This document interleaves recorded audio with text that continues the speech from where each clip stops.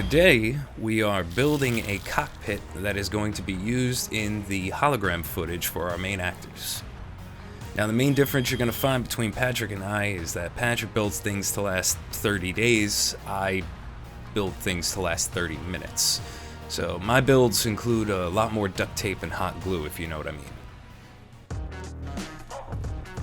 So the first steps here, gotta clear the workspace. Then we're gonna take a car seat from a van that I used to own. There we go, already looking good. Next up, we're gonna have a bunch of goofy shots of me testing out different focal lengths, and my hand is doing that because I'm trying to figure out where to put the steering wheel. Now, I'm going to be building this almost entirely with a box of random greeblies I have.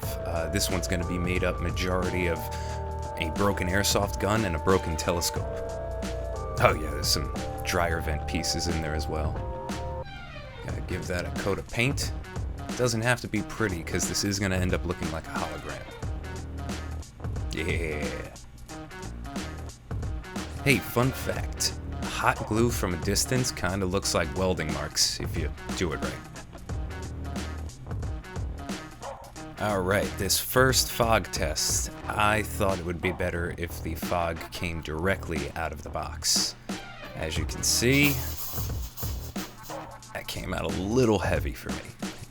I threw in some of those battery-operated centerpiece lights, the little LEDs. Now, I figured what would happen if I just ran the fog into the box itself and let it leak out. Alright, test 2.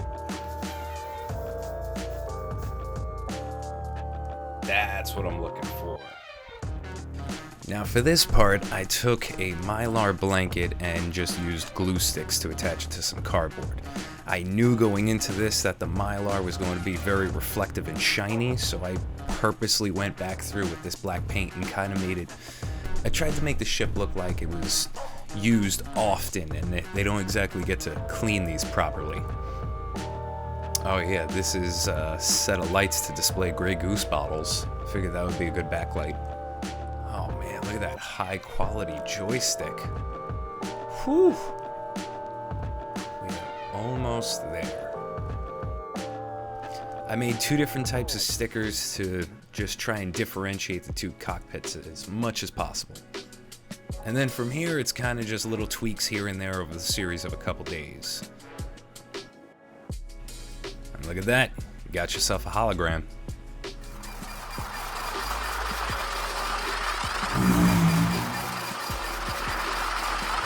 From there, it's pretty much all downhill. It's not at all.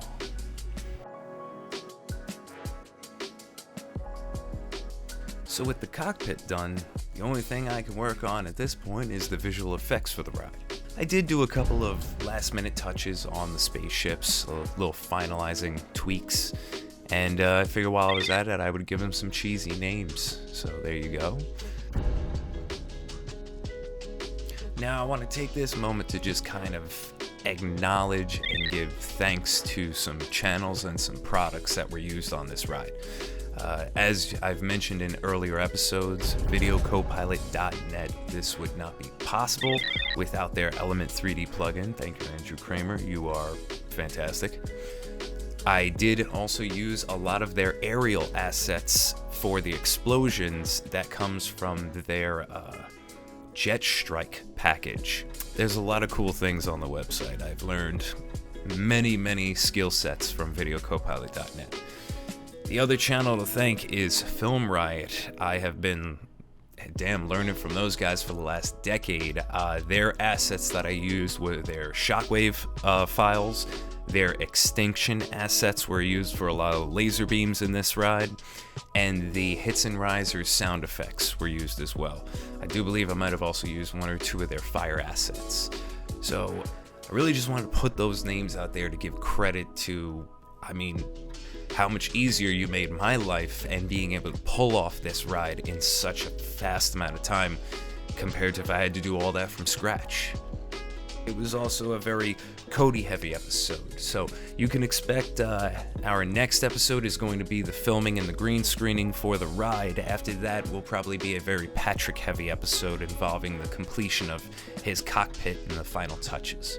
But otherwise, guys, hey, like, subscribe, please. We do have Instagram too. You can follow it. Other than that, see you on the next episode.